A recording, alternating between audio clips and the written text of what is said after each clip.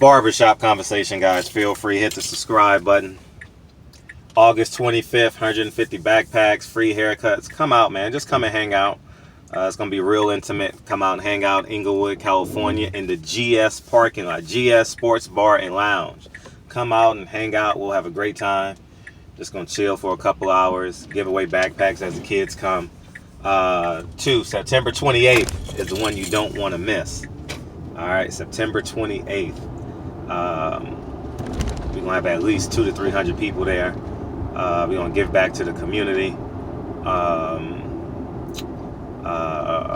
Y'all already know what it is. Free food, free haircuts, backpack giveaway.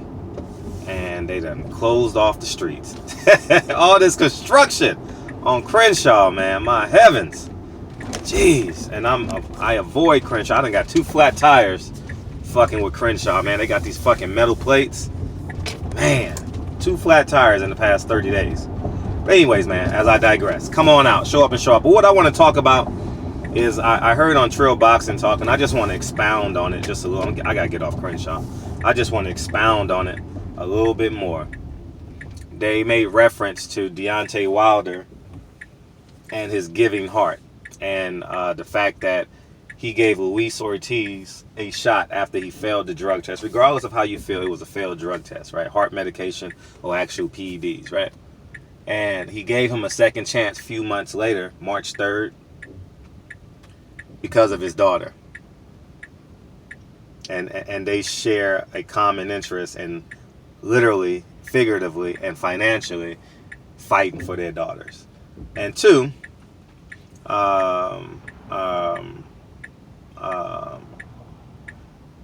Tyson Fury. He inspired Ty. He picked Tyson Fury up from the depths of hell. I don't know if y'all ever been on rock bottom, man. I don't know. I don't know if y'all have an appreciation for a man picking you up from rock bottom. And the reason why we talk about Deontay Wilder, it's a boxing channel. He's a public figure, and you guys want to hear about the subject. But from a human perspective, have you ever been on rock bottom? Have you ever been broke and you had to steal a fucking banana, a fucking apple, a fucking Snickers bar? I mean, keep it real. I've told you guys about me spending 2 nights in jail. The reason why I had to spend 2 nights in jail is because I couldn't afford the food.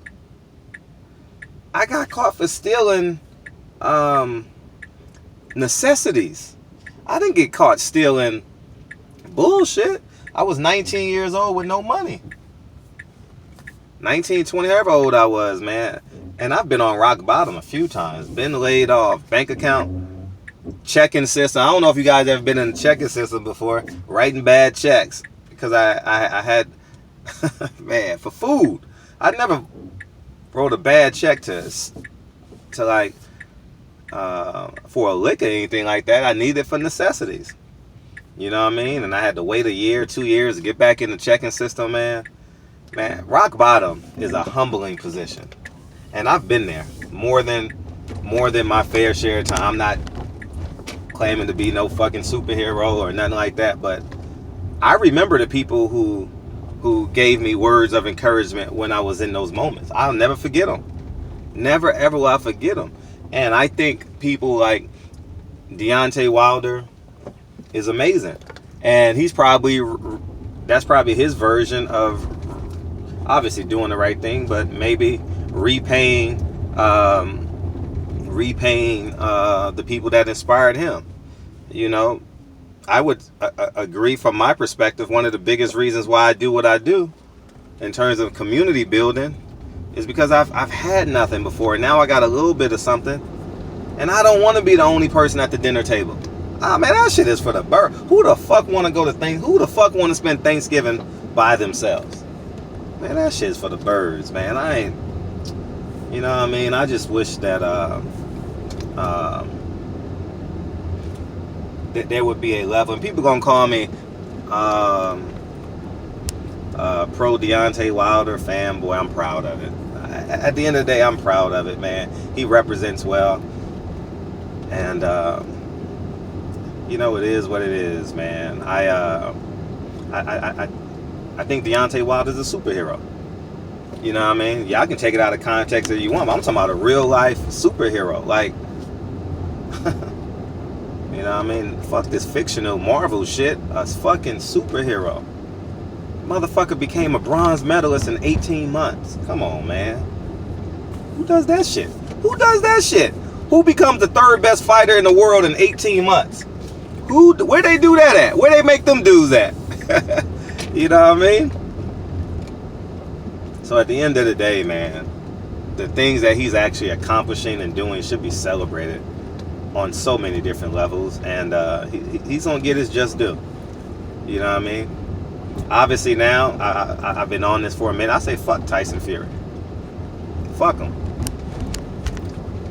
I'm about to cut through, go by, I'm about to drive by Nipsey Hussle's grandma house right now.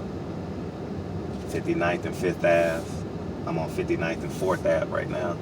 You know, this is the secrets to cutting through this Slauson and this construction traffic. You know what I'm saying? But, man, yeah, man, it's just, you know, man, I hope Deontay Wilder gets recognized as one of the greatest fighters of all time. I mean, he's doing shit Mike Tyson couldn't even do. I say this humbly. In the ring, Muhammad Ali, he's on his way, man. He's doing great things, man, and I'm gonna celebrate him. If y'all not gonna celebrate him, I'm gonna celebrate him, and I'm gonna have a great time doing it.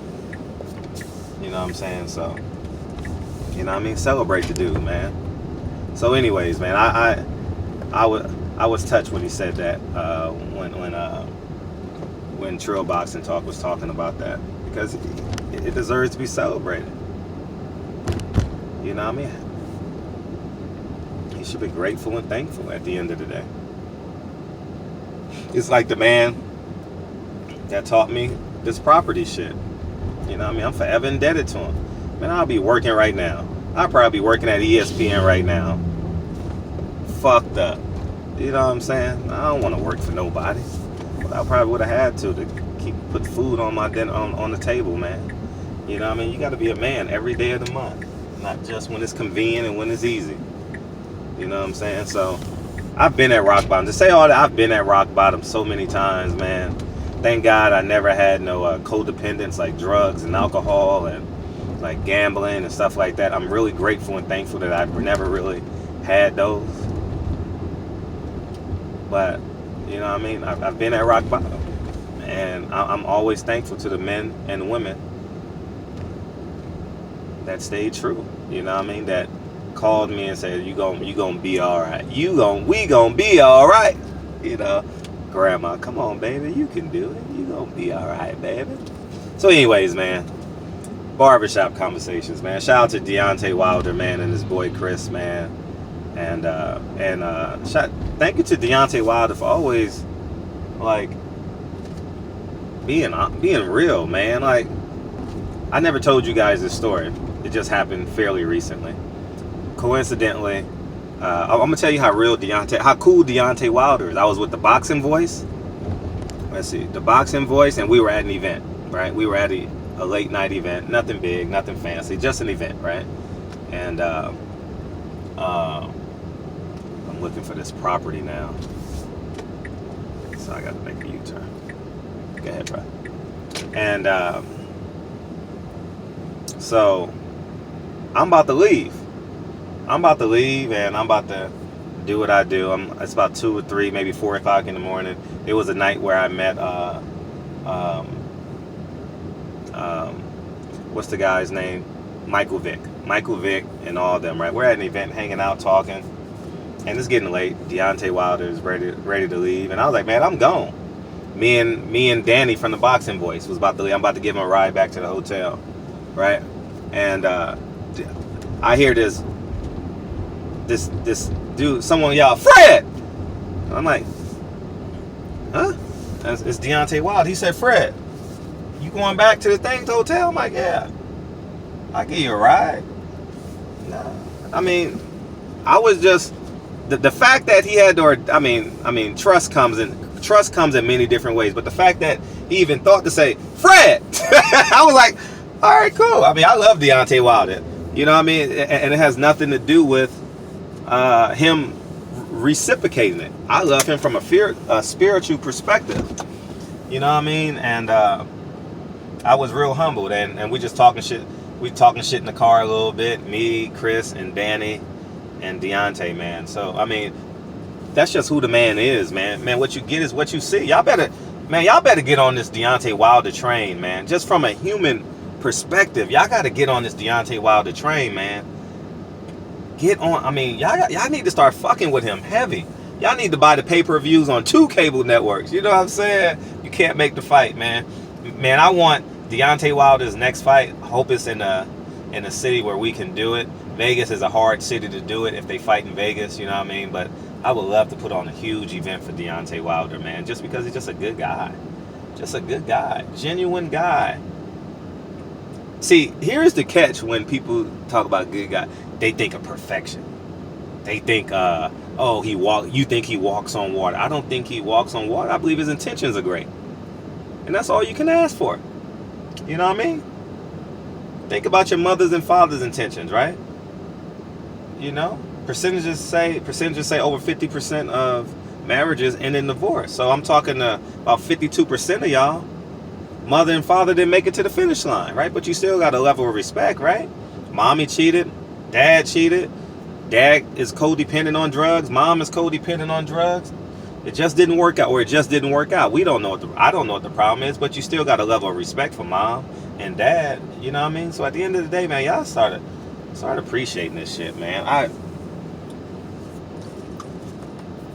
Here, respect people for being human. We're human, y'all. We bleed. We have emotions. We make mistakes.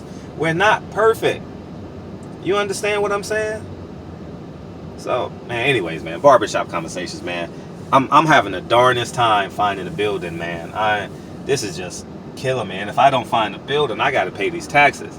And I don't want to give Uncle Sam all this money. So that's why I'm out here slaving right now, it's getting harder and harder. It's getting competitive because the prices are going up. We got to train, as I just told you guys, they just redeveloping this whole West Los Angeles area, man, and values is going sky high. And now I have greater competitors now, you know, people with more money than me, obviously, are just coming into the neighborhood. But I'm here in front of this property about to go look at it.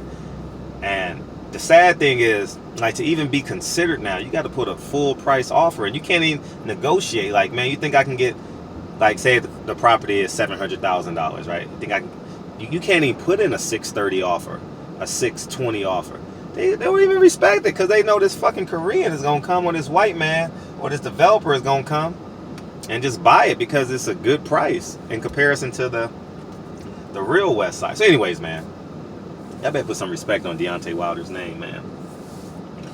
And so, barbershop conversations, man. Feel free, hit the subscribe button. And I fucks with you at what they say in the streets. I fucks with you the long way, Wilder. Shout out to Trill Boxing Talk too. I'm glad they brought that up because I know I'm like your liaison to these fighters in some cases. And Deontay Wilder's a genuine good guy, you know, and it's just who he is, man. Can't respect that. Yeah, I want the man to be perfect. Nah, respect his intentions, respect his heart. You know what I mean? Barbershop. And by the way, 78, we need a Deontay Wilder interview. We ain't heard Deontay Wilder's name since Andy Ruiz. So, man, we got to do some catching up. Deontay, well, we got to do some if you don't call the nigga, I'm going to call him. All right, you on the clock, 78. Barbershop conversations, man. I love y'all. Feel free to hit the subscribe button. Talk to y'all soon.